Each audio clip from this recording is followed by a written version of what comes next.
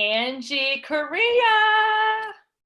Hello, hello. Hello, welcome to the Balanced, Beautiful, Abundant Show. I'm so excited to have you on the show today. I'm so excited to be here. This is going to be just too much, I feel like. I know we have so much fun off camera. I can't even imagine what's going to happen on camera. Me too. So I'm going to introduce you to my listeners so they know how awesome you are and why you are balanced, beautiful, and abundant and on the show. So Angie Correa is a career coach and a cash injection strategist. More on that later. She teaches women who struggle with overwhelm to become leaders. I love that. Who doesn't struggle with overwhelm? She believes women are courageous, committed, and confident. Amen. Angie had a 25-year career in corporate sales and marketing where she made over $500,000. Hello. She was then working in the digital media industry. So she is an expert at helping clients transition from the job to a career they're actually passionate about. So let's get into this. I'm so excited to ask you some questions. So the first question that comes to mind is, what does a cash injection strategist actually do? What does that mean? Yeah. So for me, how I look at it is that we want to be able to, as women who are independent, who are, a lot of the times, a lot of my clients are the primary breadwinners in a household, if they're in a marriage or partnership. But really it's that we can't count on just one way of making money. And so I really get people to think about what other things can you do, and sometimes with your eyes closed, that can start generating additional forms of income, right? People talk about 7 streams, whatever it is. I think that it's really just important to become really purposeful about being resourceful and resilient, because you just never know what's going to happen and when it's going to happen. And when people count on just one source, it doesn't always work well. It doesn't always work well. Look what's happening now. No one a year ago, if you would have told me we're going to be all sitting at home, waiting for a pandemic to pass, wearing masks everywhere, I said, no way. Yeah. Yeah, exactly. I mean, and I think this is a perfect testament to, so many of the people that I work with, because people that I know that have worked in companies for 20, 25 years, who are at the top of their game, making a lot of money, are being furloughed and are being let go. Yeah. And have never, ever even considered something else. So when you say you teach women to find cash injection through doing something they can do with their eyes closed, give me an example of that. So for example, I have one client, and I'll leave out her name, but so she's in marketing and advertising. And she has been working on top brands for a long, long, long time in an advertising agency in New York City. And what we decided for her was that the best part for what she could offer a smaller community is go into smaller businesses or smaller startups or individuals even, and help them really look at what a marketing strategy from the big level could look like for them, but on a smaller level, right? And so she would then charge, let's say, a monthly fee or a flat fee to kind of outline that for them. And rather than it being this huge contract, it's really maybe on a project by project basis. And it's for somebody who normally wouldn't even have a marketing budget, and right, or have the resources to hire a whole team to run their marketing, right? Then she could offer that. And that has actually been working out really well as people start to branch out and do more things. Because even as an individual, like, you are your own brand, like you need a whole marketing team for who you are, right? Yeah. It really works at like putting all the pieces of the puzzle together. So what she did was she took what was working on a macro level for a huge Fortune 500 company, and she took it to the small mom and pop. Exactly. She charged per project, so they didn't have to have a huge marketing budget. That's amazing. What other tools do you give women to help them find their passion project or their side? Because I know a lot of women come to me and they're like, Rebecca, I want to be an entrepreneur. I don't want to be in my job anymore. I'm bored, but I need an exit strategy, like something I can do on the side. And when that starts making as much money as my job, then I'll jump in. So what are What are some tools you I did? love it. I love it. That's my favorite because there's two pieces to that question, right? So the first part is, when people are still looking and they're not really sure what that thing is, I'll say is like, what did you like doing when you were a kid? That's one great question. Great question. Like, oh, I actually liked whatever the answer is, right? And then I'm like, okay, or the other question could be, what do people come to you for?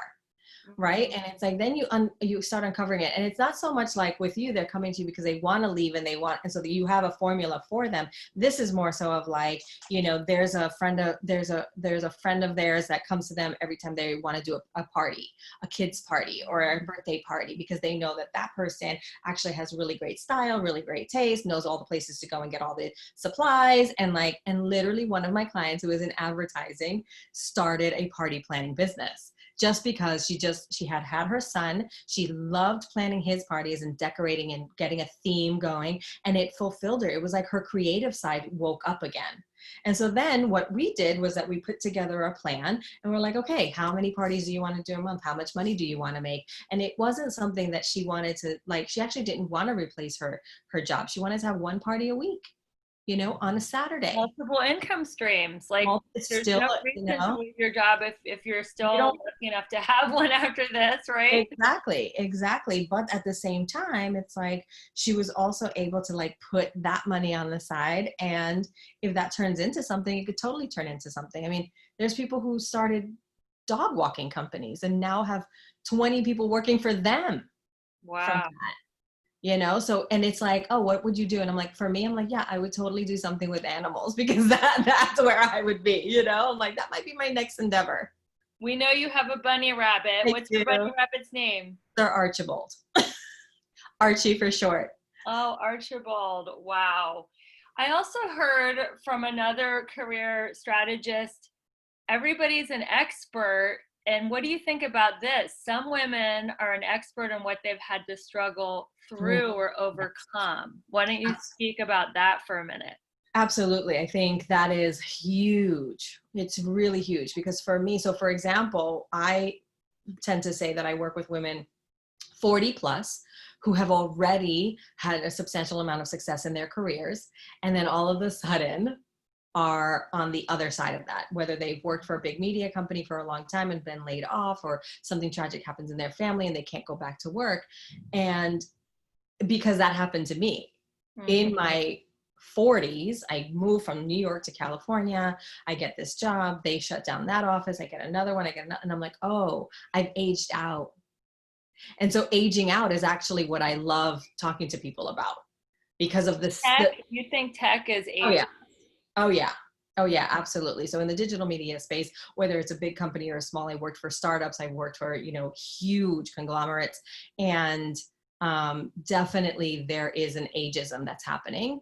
And from that experience and from so many of it's like a list of people that I have been able to, really support in that space, some are in denial, some totally understand what's happening.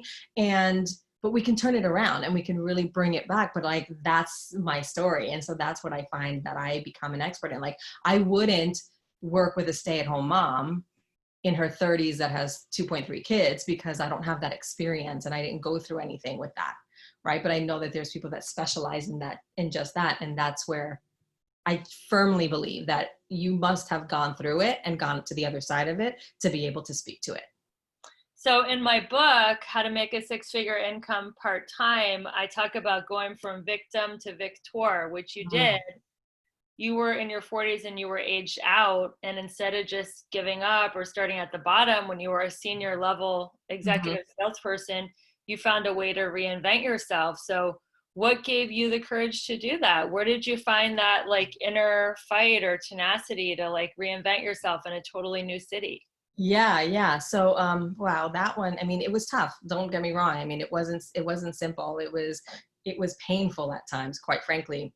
And I think between the circle of influence that I had around me, and the feedback that I got about who I was to them, right? So it's like, I actually got a lot of phone calls in support of me creating something that would support other people, because they had said, all these years that I've known you, 20, 30, 15, whatever it was, they would say, you were always this person. You were always the coach. You were always the one, the mentor that was supporting other people in elevating in their careers. It's like, there's no reason why you can't do that now. And so then I sought out support. And, when I finally kind of, like I say, I woke back up, right? Because there was a time where I did go through depression, and I did go through, anxiety about like what was next. I questioned my worth for a really, really, really long time. I questioned my worth. I was like, what have I done? How is this possibly my life right now? Because when you're up here and you go all the way down, like, I felt this is what was happening.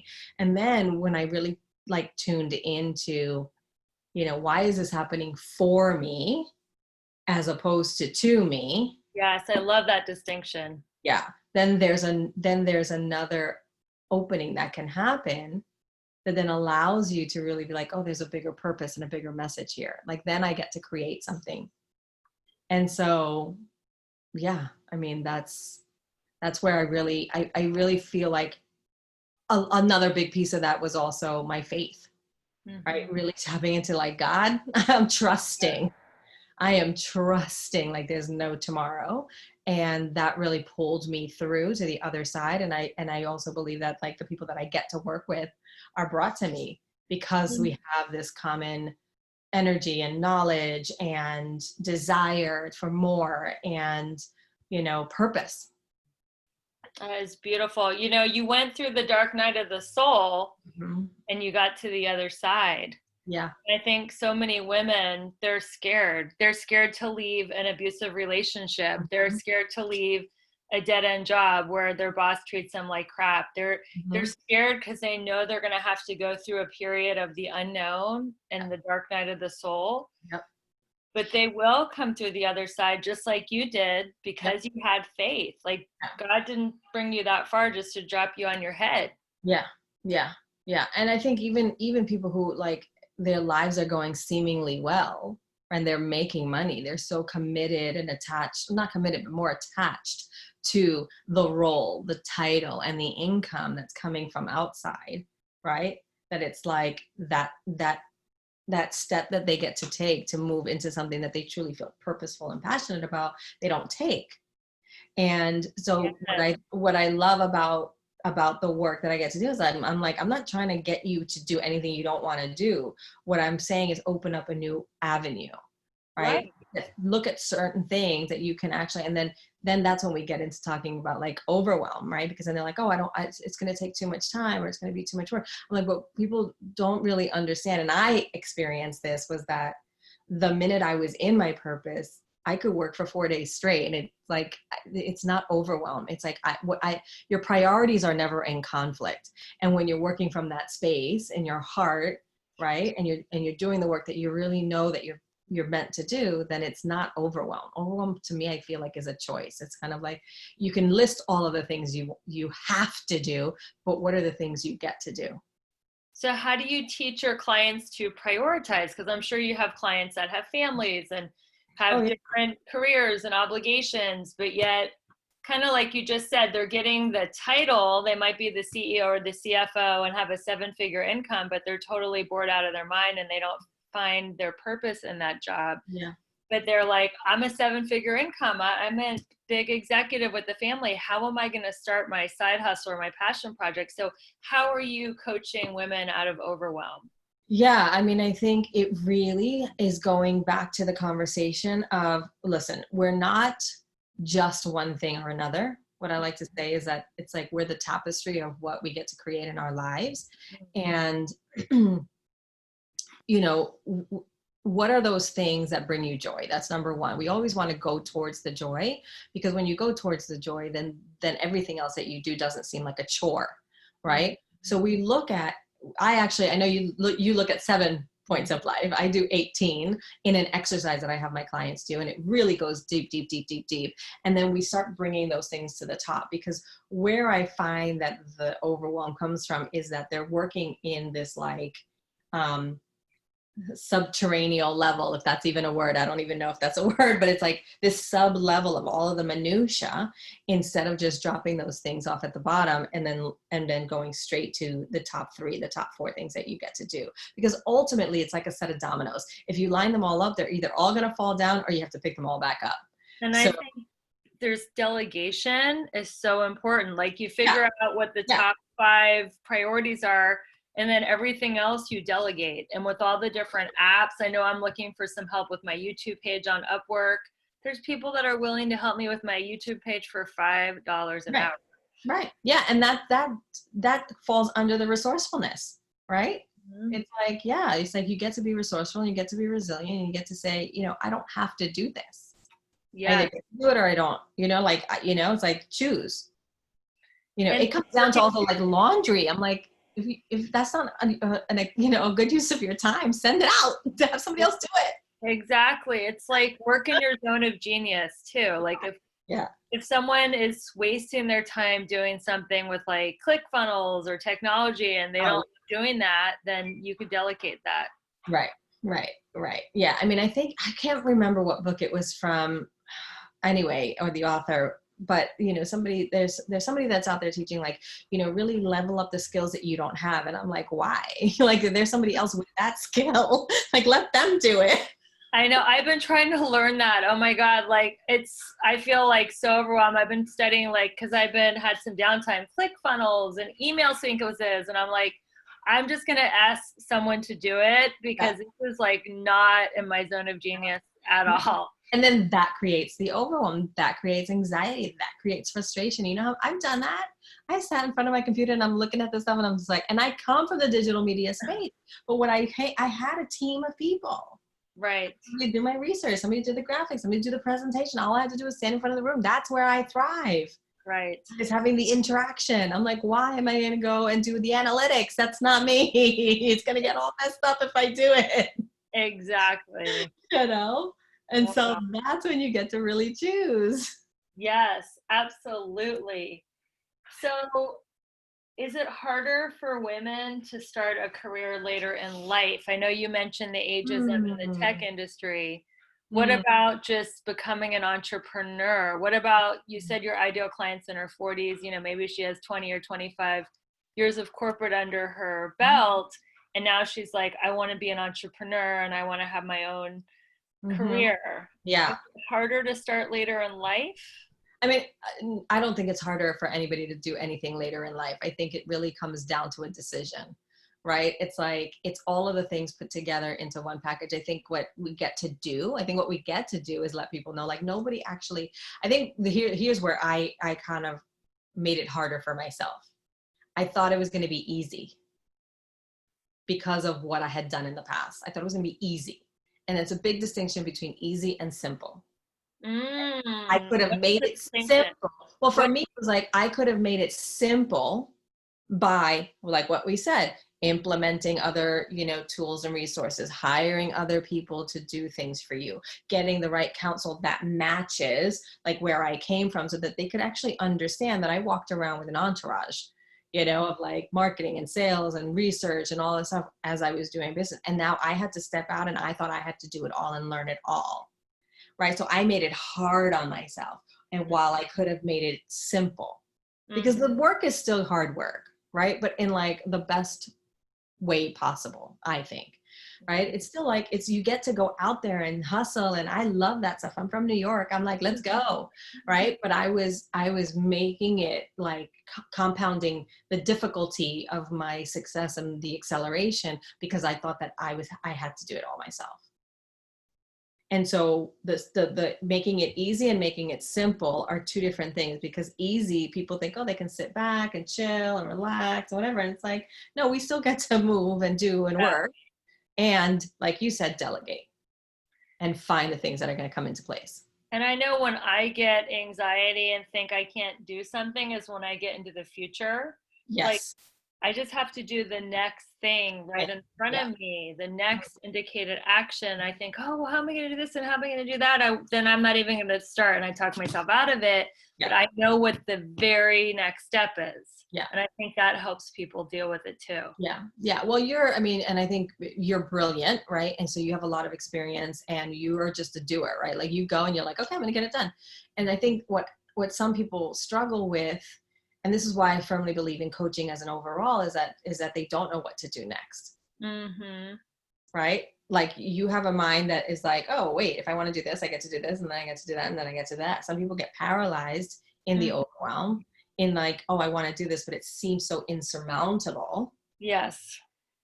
And then they're like, and while we have, Google University, Yeah. but even still, like even combing through that to find the right, information for yourself can be challenging. But I think once you get, again, trusted advisors, coaches, mentors that understand where you're coming from.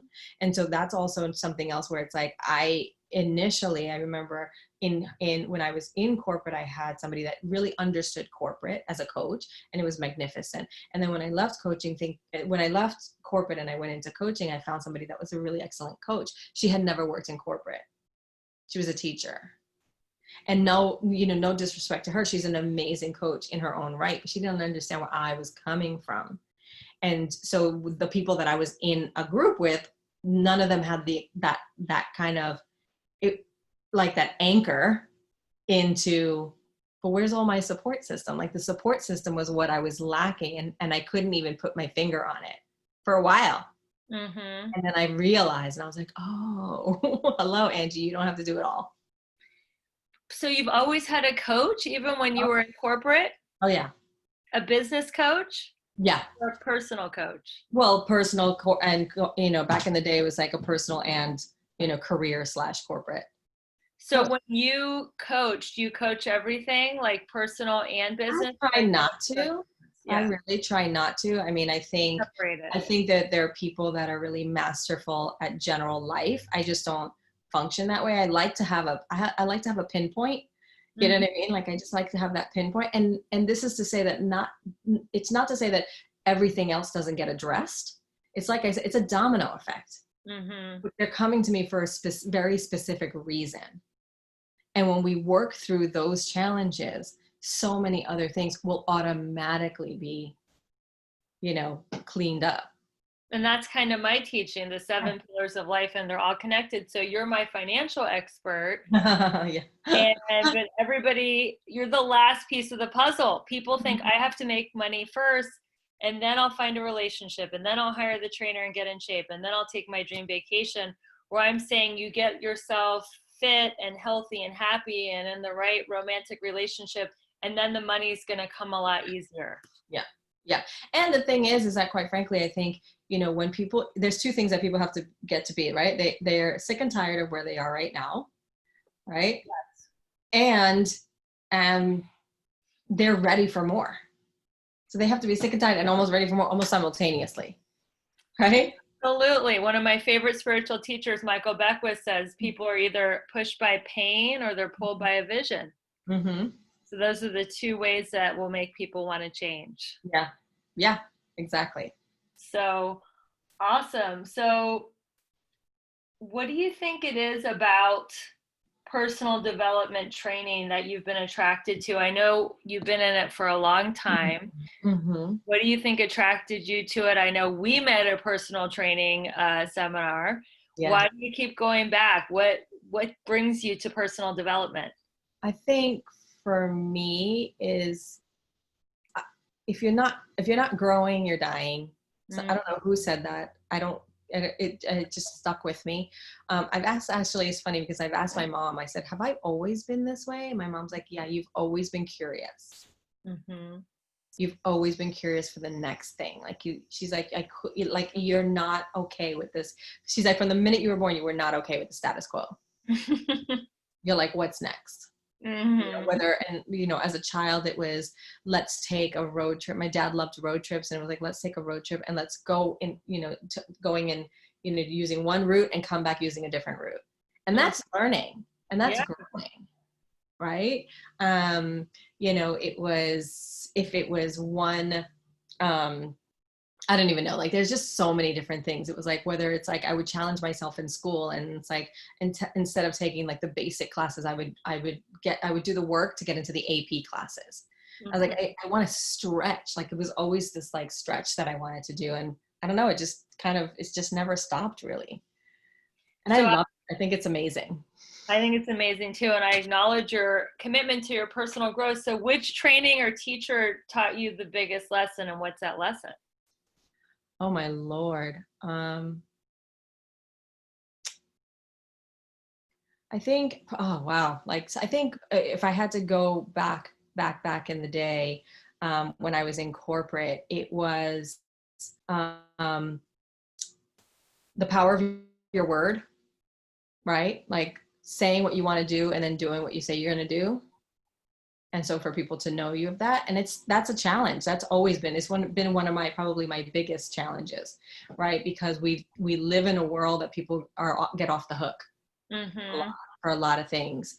And, we're taught, like, it's funny, we're taught to play it safe. At least I was, I come very humble, beginnings, and my mom is like, my mom's more risk averse, right? And so if I didn't have the tenacity that I had, there's probably a lot more things that I would not have done, and to no fault of hers, other than just, like her fear, I guess, right? It's like, you can only rise to that in which you've been exposed.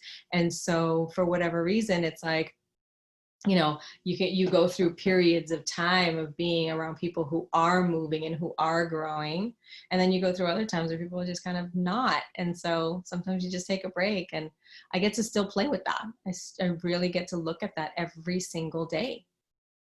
That reminds me of Don Miguel Ruiz's book, The Four Agreements, being impeccable with your word. And I think in this day and age, less and less people are rigorous about their word. And it's just common, like, not to return people's calls or texts, or maybe because I'm old fashioned from the Midwest, it's like you have 24 hours to return a call, and that was it. Like it wasn't even considered not returning, maybe 48 if there was 48 hours if there was an emergency. But it's just so interesting how in modern day society, like, just not returning a text or call is totally normal.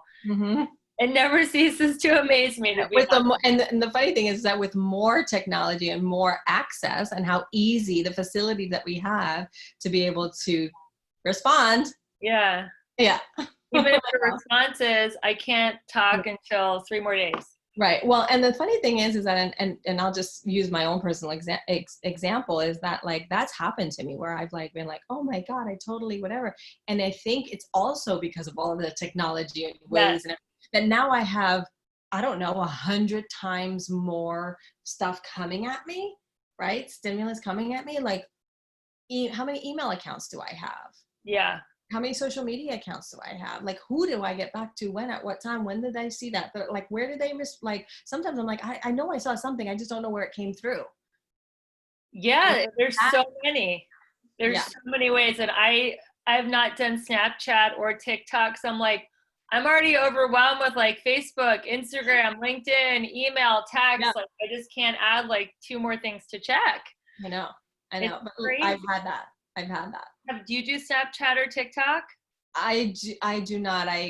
TikTok is just for entertainment purposes only. It's literally like, a few scrolls. I give myself 15 minutes. It's like a little mini TV show. I'm like, oh, these people are crazy. I love it. You haven't done any dance videos yet? We should do it. I have done one. It's not very good. No, I know. Send it to me. No. I'm like, I think I might have even deleted it. Okay. So I'm excited. This is my last question, and this is a juicy one. Many people are jumping into MLM because it's a ready-made home-based business. And you, my friend, have recently received 6 promotions and broke company records in a company called Legal Shield. So congratulations. Thank you. So there's so many people that are looking for home-based businesses that maybe they tried other network marketing companies and weren't successful, and they're like, oh, I know it like works in theory. You tell a friend who tells a friend who tells a friend, and Mhm. but they're like, but I tried it and my friends don't want to do it. Right. So what would you tell somebody who was thinking about jumping back into network marketing, or Yeah. who's going to go in for the first time? Yeah, it's such a great question, because I've actually been in network marketing for probably now, I would say 13 years, maybe a little bit more. And I was with another company for a really long time. And number one, I always tell people who ask me, I'm like, listen, find something that you can be passionate about.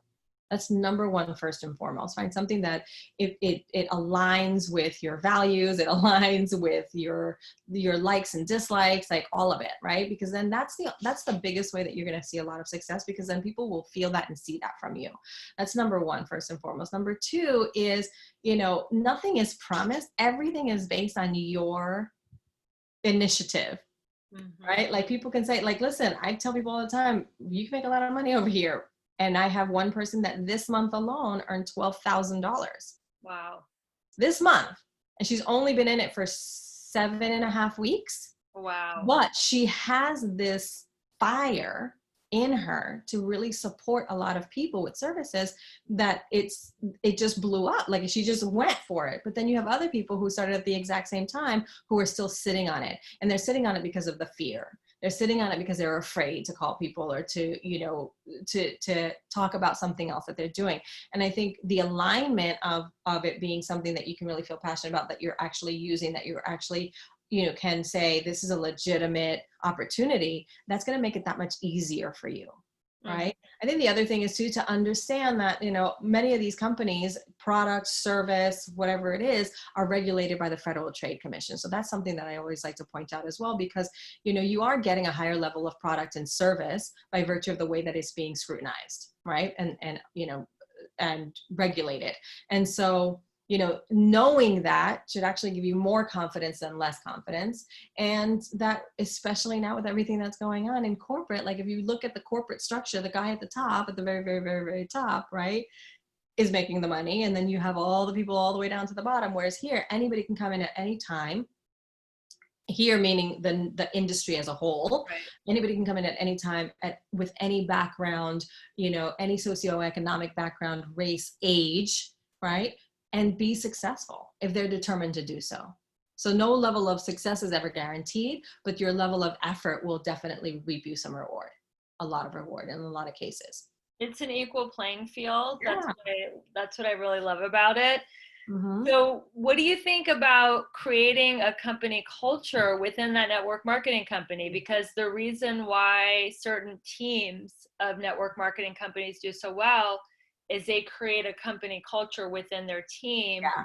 So speak into that. How do you create your company culture? Well, and it's so funny because I've now been, so this is my second company, officially second company. And I say officially because I'm like, I count it when I start making a certain amount of money. I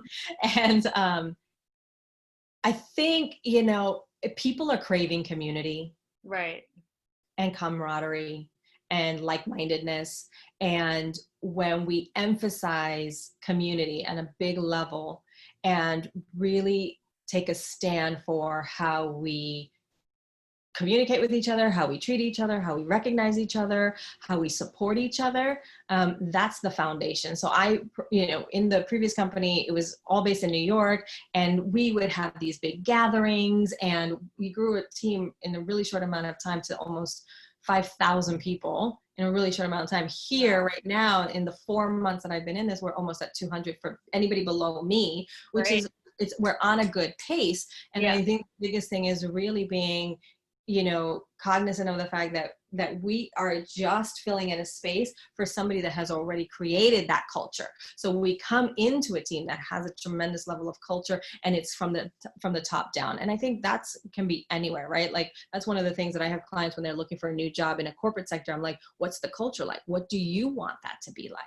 Because it's also not just walking into it. It's also saying, okay, what do I want? Right. Family, fitness, finance. Right? I'm like, those are my four, right? And yeah. And so that also, it's like when we understand that it's like, oh, this is where I belong. And then you'll feel it. You know what I mean? Like you'll really understand and you'll feel it, and it's staying on top of any negativity that might be coming up, and really letting people know. Because I think what ends up happening, especially with culture within a company like this, is that people think it's going to be easy. Mm-hmm. And there you go, the easy word again. When you really share and mentor and coach people on that it can be simple when you utilize the strategies, then we have a lot more happy people. I That, love that. And why do we want things to be easy anyway? We right. don't want workouts to be too easy. We don't go on roller coaster rides for them to go straight. Like the So true. excitement and the transformation Yeah. is in So, the journey. Like, why mhm. not just know that it's going to be a little bit of a roller coaster, or maybe a lot of a roller coaster, launching a new network marketing or any kind of business. And like, that's the joy, because if somebody's working 9 to 5 and they can just dial it in and they could do their job blindfolded, on crack, that's not fun. It's Right. more fun to do it like, oh my God, what's going to happen next? Here we go. So Yeah. enjoy the uncertainty and the chaos of Yeah. starting something new, because you have people like yourself to mentor and coach them through Mhm. it. And that's why Mhm. it's exciting to try something new. So Mhm. speaking of coaching people through it, how do people stay in touch with you, Angie? My favorite mode right now is Instagram. Like that's been my favorite place to be with the stories. It's just so instant. And so I'm Angie Correa, Correa _life 2.0. And I will put that in the show notes, so don't worry. Awesome. And then I heard you might be giving away something today. Do tell us Yeah. more. Absolutely. So I would love to offer your audience a free strategy session. What we go through in these calls, what we go through in these calls is really looking at where you are currently, what you want to create in your life, and some potential ideas that you could run with on your own. So you're walking away with some ideas that you can go with, or even sometimes it's a book, but really it's a way to look at your life right now and create a master plan for where you're going. I love it. What have you got to lose? So we'll put all your contact information in the show notes.